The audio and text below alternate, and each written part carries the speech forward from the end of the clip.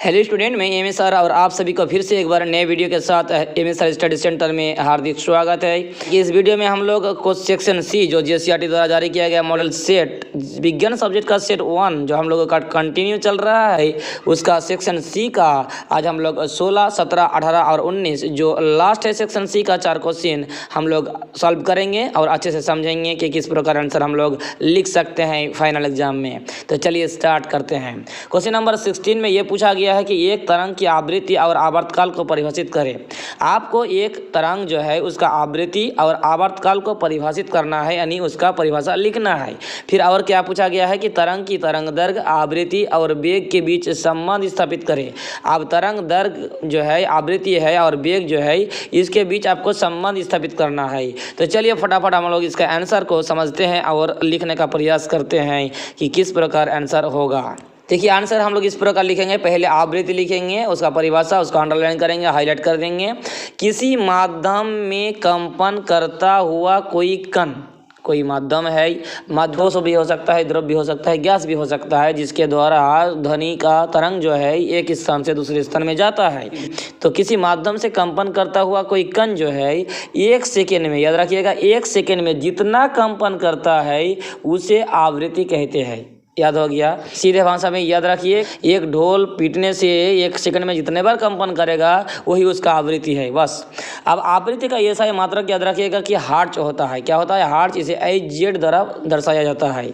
अब आते हैं आवर्तकाल में। आवर्तकाल क्या है? किसी माध्यम में कंपन करता हुआ कोई कण जो है एक कंपन पूरा करने में जितना समय लेता है, एक कंपन पूरा होने में जितना समय लगता है उस समय को उसे आवर्तकाल कहते हैं। इस प्रकार हम लोग परिभाषा लिख लेंगे। फिर लिखेंगे आवर्तकाल का ऐसा मात्रक जो है वो सेकेंड होता है।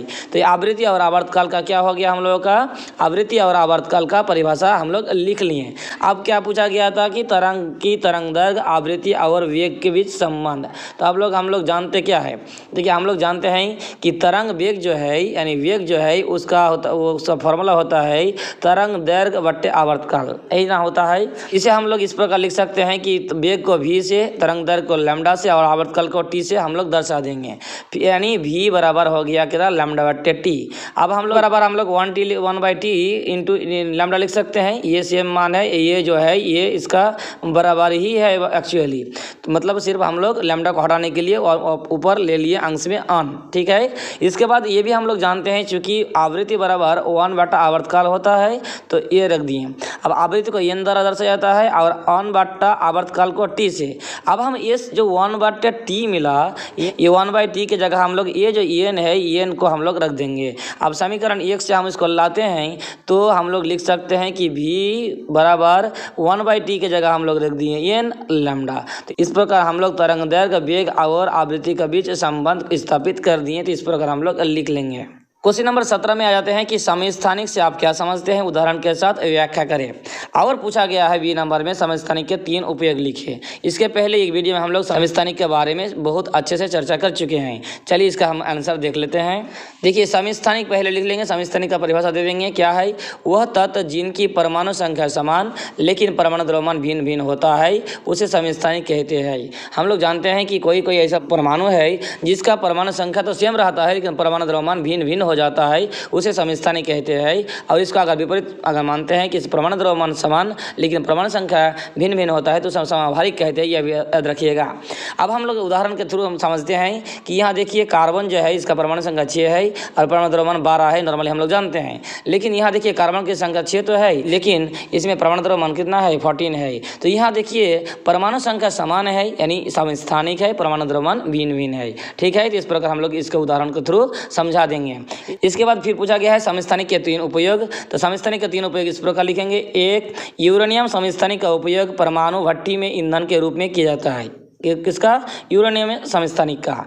और जो कोबाल्ट समस्थानिक है इसका उपयोग कैंसर के उपचार में किया जाता है। जबकि यहाँ सी नंबर में दिए हैं कि आयोडीन समस्थानिक का उपयोग घेंघा रोग के इलाज में किया जाता है। तो इस प्रकार हम लोग 3 दे देंगे समस्थानिक का उपयोग। बहुत अच्छे से याद रहेगा, आप लोगों को सरल भाषा में लिखे हैं। चलिए हम लोग अब नेक्स्ट क्वेश्चन नंबर 18 में देख लेते हैं क्या दिया गया है। जल चक्र का आरेख चित्र बनाते हुए व्याख्या करें। जल चक्र का आपका आरेख चित्र बनाना है और उसको व्याख्या करना है। चलिए देखते हैं, बहुत आसान सवाल है। जल चक्र होता है क्या, वो जान लेते हैं। हम जानते हैं कि पृथ्वी में 3 भाग जल एवं 1 भाग स्थल है। ये लोग हम लोग जानते हैं कि पृथ्वी जो है, पूरा वर्ल्ड जो है, इसका 3 भाग जल है और 1 भाग स्थल है। ठीक है, लगभग 70% जल माना जाता है और यह जल समुद्रों, नदियों, झीलों और खेतों में है। हम लोग जानते हैं ये जो जल है ये समुद्रों में है, नदियों में है, झीलों में है या खेतों में है। अब जब सूर्य का प्रकाश इस जल पर पड़ते हैं तो जल वाष्प बनकर उड़ता रहता है। ये नॉर्मल सी बात है कि जब सूर्य के प्रकाश उस जल में पड़ता है तो वो भाप बन जाता है, वाष्प बन जाता है और ऊपर उड़ते रहता है। अब जब वाष्प ठंड हो जाते हैं तो ये बादल का रूप लेता है। अब वो वाष्प जब ऊपर जाता है तो ठंड हो जाता है और क्या लेता है, बादल एक दूसरे से मिलकर बादल का रूप ले लेता है, जिससे वर्षा होती है। अब उससे क्या होता है, बादल से वर्षा होती है और ये जल पृथ्वी पर वापस आ जाती है। यह प्रक्रिया होती रहती है, इस प्रक्रिया को जल चक्र कहते हैं। तो सिंपल सा फंडा है, एक लव आप लोग याद रखिएगा कि पोखर से, नदी से या खेतों से जल जब वाष्प बनकर ऊपर जाता है तो ठंड होकर बादल का रूप ले लेता है और बादल बारिश के रूप में बूंद बूंद आकार में धरती पर आकर गिरती है। यानी ये एक साइकिल का रूप लेता है, इसीलिए इसे कहा गया है जल चक्र।